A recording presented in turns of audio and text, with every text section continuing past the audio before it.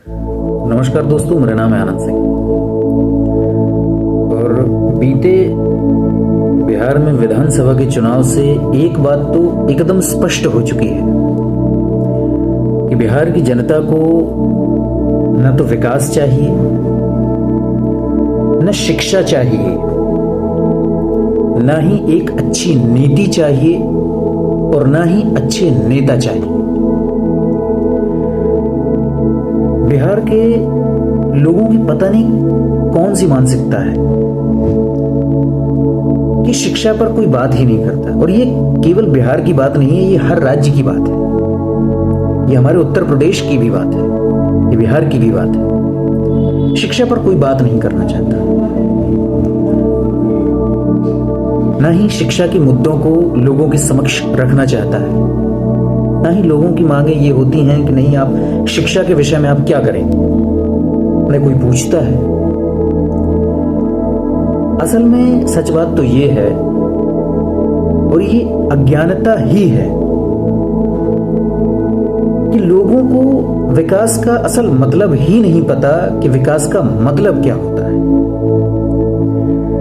मैं 2-3 दिन पहले एक मैं वीडियो देख रहा था, रील। एक रिपोर्टर एक व्यक्ति से पूछता है कि विकास आया आपके यहां तक? तो वो कहता है कि विकास पता नहीं, हम तो यहां थे नहीं, और आया होगा तो पता नहीं, मुझे मालूम नहीं। और उसी वीडियो में एक और दूसरी रील थी जिसमें एक रिपोर्टर एक महिला से पूछता है कि माता जी, आप विकास के नाम पर वोट करेंगी कि जाति के नाम पर वोट करेंगी?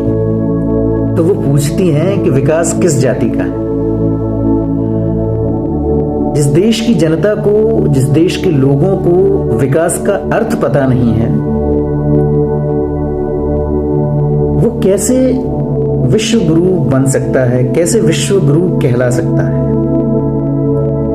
इसमें मैं जनता की गलती नहीं मानता हूं, इसमें मैं उन नेताओं की भी गलती नहीं मानता हूं। इसमें मैं गलती मानता हूं उन लोगों की जिसने सब चीजों में सख्ती की, लेकिन शिक्षा में सख्ती नहीं की। होना क्या चाहिए था कि शिक्षा में इतनी सख्ती होनी चाहिए थी कि कंपलसरी 22 से 23 वर्षों तक हर बच्चे को शिक्षा ग्रहण करना जरूरी होना चाहिए था। और शिक्षा हर विषय की, वो विषय जो जिंदगी में आवश्यक हैं, जो जिंदगी को एक नई दिशा दे सके। लेकिन हमारे देश की शिक्षा नीति कैसी है? 9th 10th अगर बच्चा पढ़े भी ना तो भी पास हो जाता है, 11th 12th पढ़े भी ना तो भी पास हो जाता है। अब तो और इसके बाद जो ग्रेजुएशन होती है उसमें तो क्या ही कहना है। भली भांति आप भी परिचित हैं इस चीज से। तो पढ़ाई को इतना सख्त होना चाहिए था कि जब तक आप खुद से पढ़कर पास ना हो तब तक आप पढ़िए।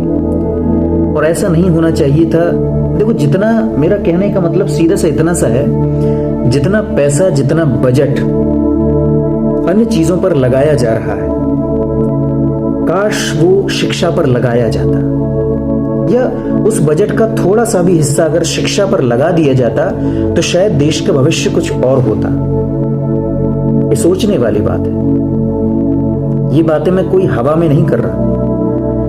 देश बदलता है जनता से, लोगों से, नेताओं से, हमसे और आपसे। जब उस देश की जनता, उस देश के नेता, उस देश के लोग, हम और आप जब शिक्षित ही नहीं होंगे तो क्या समझेंगे विकास का अर्थ, और क्या समझेंगे विश्व गुरु का मतलब? तो जो भी है ठीक है, मैं किसी पार्टी को या किसी नेता के ऊपर ब्लेम नहीं कर रहा हूं, लेकिन वर्षों से, जब से देश आजाद हुआ है, तब से किसी न किसी पार्टी की सरकारें जरूर आई हैं, लेकिन शायद ही किसी ने शिक्षा के विषय में बहुत ज्यादा काम किया हो। किसी ने काम नहीं किया है, वो चाहे समाजवादी पार्टी रही हो, चाहे कांग्रेस रही हो, चाहे अब बीजेपी भी है, किसी ने शिक्षा पर कोई कार्य नहीं किया है। जिस स्तर का कार्य होना चाहिए था उस स्तर का कार्य नहीं किया गया है। कुछ पार्टियों ने, कुछ नेताओं ने कुछ परिवर्तन करने की सोची, कुछ परिवर्तन लाए भी, चाहे वो समाजवादी पार्टी के लोग हों, चाहे वो कांग्रेस पार्टी के लोग हों, चाहे वो बसपा पार्टी के लोग हों, चाहे वो बीजेपी के लोग हों। कुछ अपवाद, बहुत ज्यादा परिवर्तन किसी ने नहीं किया। स्कूलों में, सरकारी स्कूलों में आज भी इतनी मर्मम व्यवस्थाएं हैं कि अगर वहां की व्यवस्थाओं को देखा जाए तो देख के ये समझ में आता है कि यहाँ के जो शिक्षक हैं ये 60-60, 70-70 हजार रुपए तनख्वाह पाते हैं गवर्नमेंट से, लेकिन काम क्या करते हैं? कुछ।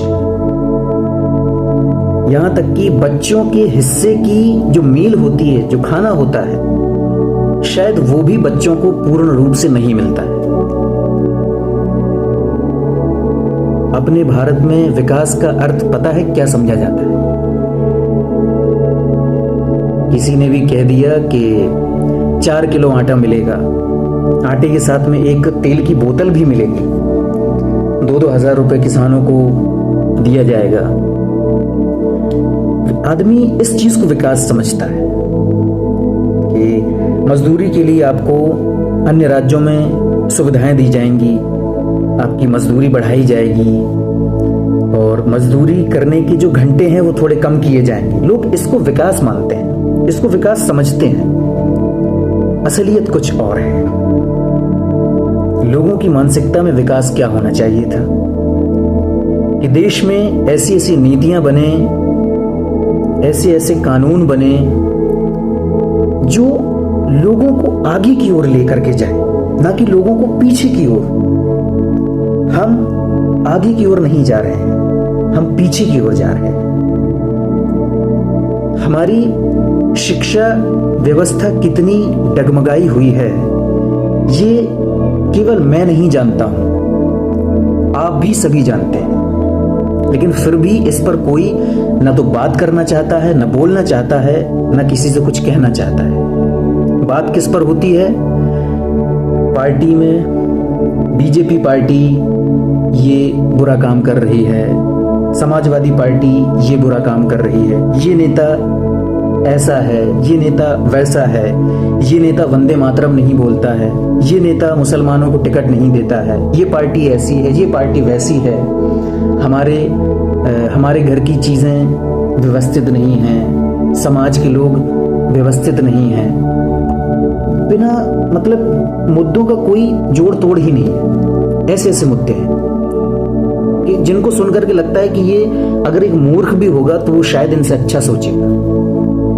लेकिन हमारी मुद्दे ऐसे हैं कि जो सरकार भी ये सोचती है, या सरकार में बैठे लोग चाहे वो पक्ष के हों या विपक्ष के हों, उनको भी ये लगता है कि जनता जनार्दन नहीं, जनता बेवकूफ है, जनता मूर्ख है, क्योंकि इसको अपने मुद्दे खुद पता नहीं, इसको अपने अधिकार खुद पता नहीं, इसको विकास का अर्थ पता नहीं कि ये विकास की बात क्यों छिड़ेगा।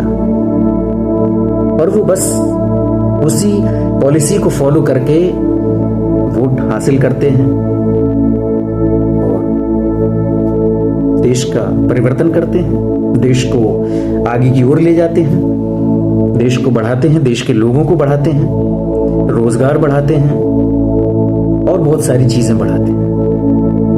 असल में बढ़ क्या रहा है वो मैं भी जानता हूं, आप भी जानते हैं। बेरोजगारी बढ़ रही है, अज्ञानता बढ़ रही है, द्वेष बढ़ रहा है, ईर्ष्या बढ़ रही है, मानवता खत्म हो रही है, बहुत सारी चीजें। बात करने के लिए अगर मैं बैठूंगा तो शायद मैं 1 से 1.5 घंटे का वीडियो पूरा तैयार कर सकता हूं, लेकिन मैं कहना नहीं चाहता क्योंकि मुझे पता है इतने से वीडियो में भी मेरी बहुत सारी बातें हैं जो बहुत से लोगों को बुरी लग सकती हैं, और मैं ज्यादा बोलूंगा तो हो सकता है कि और ज्यादा किसी को बुरा लगे, तो मैं नहीं चाहता हूं। समझदार आप हैं, समझदार मैं भी हूं, इस समझदारी का सही उपयोग किया जाए तो अच्छा है, वरना ऐसी समझदारी का कोई औचित्य नहीं, कोई मतलब नहीं। मिलते हैं अगले वीडियो में। धन्यवाद।